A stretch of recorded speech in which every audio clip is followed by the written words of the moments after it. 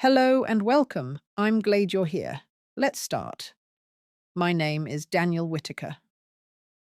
I'm 32 years old, and 8 years ago, my mother said something to me in a calm, almost thoughtful voice that permanently changed how I understood my place in my family. Daniel, it's just, this year isn't the right time. She said it like she was commenting on the weather, not cruel, not angry, just settled.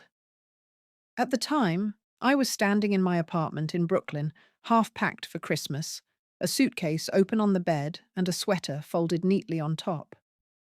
I remember staring at the phone after the call ended, listening to the low hum of traffic outside my window, feeling something quietly click into place. Not pain exactly, something colder, something final. 8 years later, I can tell you that sentence didn't break me. It clarified me. That year, I was working as a user experience designer at a mid-sized tech firm in Manhattan. It wasn't glamorous, but it was steady. I'd spent weeks juggling deadlines so I could take time off, booking a train back to Chicago, buying gifts I couldn't really afford.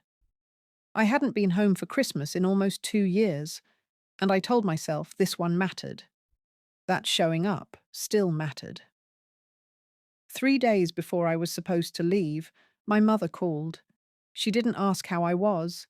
She didn't comment on the weather or my job or the long hours she knew I'd been working. She went straight to it. "Your father and I talked," she said, "and with everything going on with your sister, we think it's best if you don't come home this year." I sat on the edge of the bed, phone pressed to my ear, one sock still on, the other lost somewhere on the floor. "Don't come home?" I repeated. She sighed softly, like I was the one making things difficult. "Emily's been very sensitive lately. You know how she gets. We're just trying to avoid drama and keep the peace." Avoid drama. Keep the peace. Emily was my younger sister, golden child, fragile genius, the one whose emotions had always required careful handling, whose reactions shaped every family decision. If Emily was uncomfortable, plans changed. If Emily was upset, conversations stopped.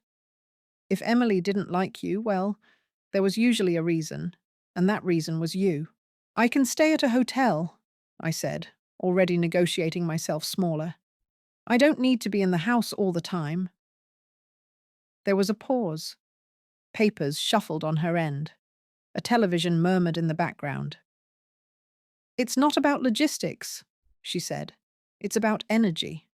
This holiday needs to be calm." No apology followed. No acknowledgement of what she was asking me to give up. Just a gentle suggestion that my presence was a disruption. When the call ended, I didn't cry. I folded the sweater back into the drawer. I closed the suitcase. And without fully realizing it, I began replaying a lifetime of moments that suddenly lined up with brutal clarity. There was my 10th birthday, when my party was cancelled, because Emily had a violin recital rescheduled at the last minute. The cake sat untouched in the fridge for days, my name spelled wrong in blue frosting. There was my high school graduation, where my parents arrived late and left early because Emily wasn't feeling well.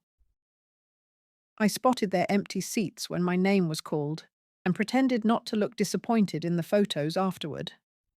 There was the college acceptance letter I waved excitedly in the kitchen, only to be told not to get ahead of myself and not to overshadow Emily, who was still figuring things out. And there were the words that followed me everywhere.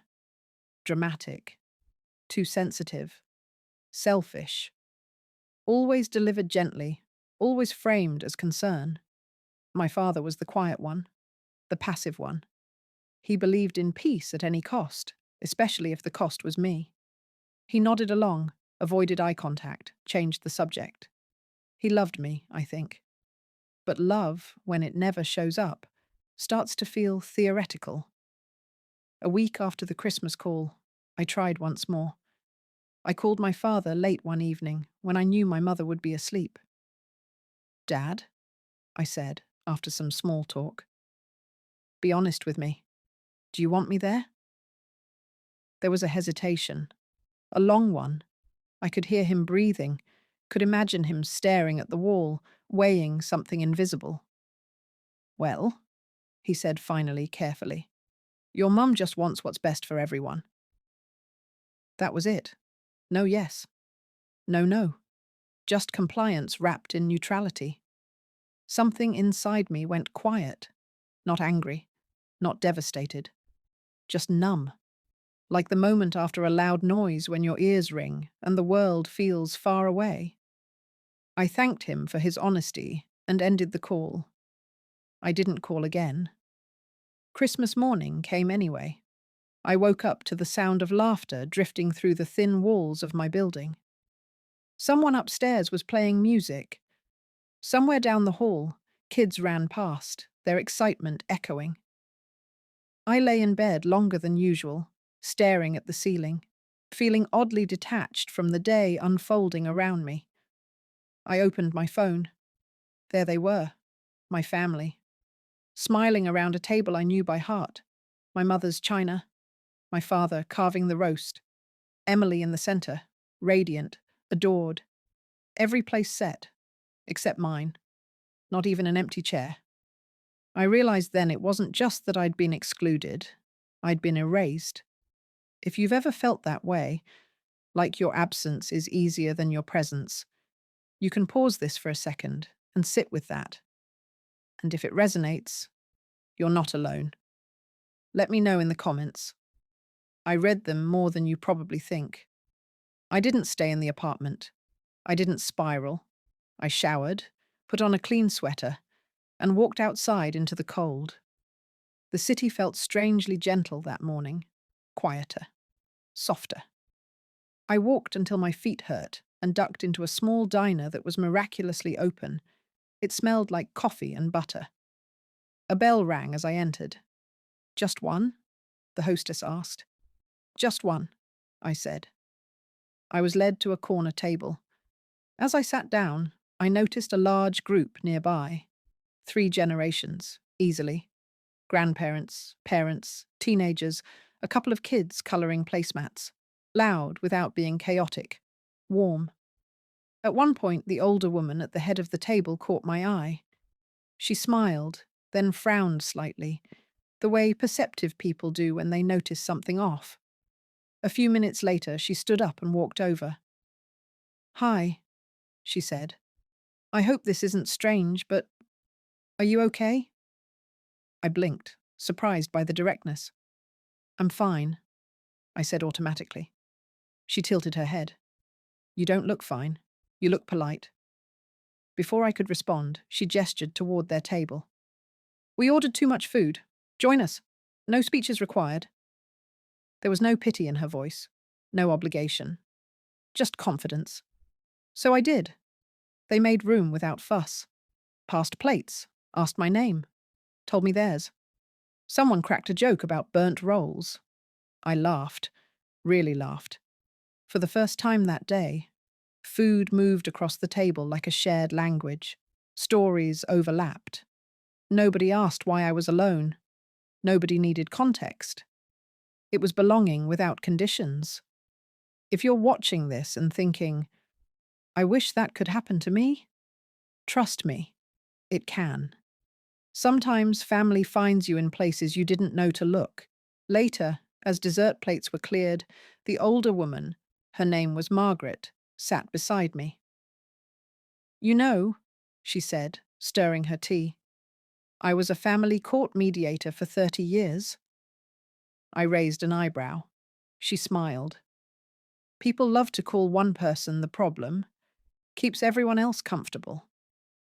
She met my eyes. The one who's labeled dramatic is usually just the one telling the truth. That sentence landed like a bell ringing through my entire life. I didn't argue it. I didn't analyze it. I just felt it settle. Weeks passed, then months. Margaret's family kept inviting me. Sunday dinners, birthdays, Random Tuesdays. The kids started calling me Aunt Daniel. No one corrected them. My phone stayed silent otherwise. No calls from home, no messages. The distance grew, and somehow, so did my peace. A year later, I got married. Margaret cried harder than anyone. My parents sent a card. I didn't feel bitterness. I felt clarity. Family, I learned, isn't about who shares your blood. It's about who shares your life.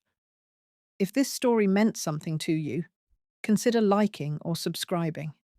It helps more than you know. And if you're still waiting for someone to choose you, maybe it's time to choose yourself first. That's what I did.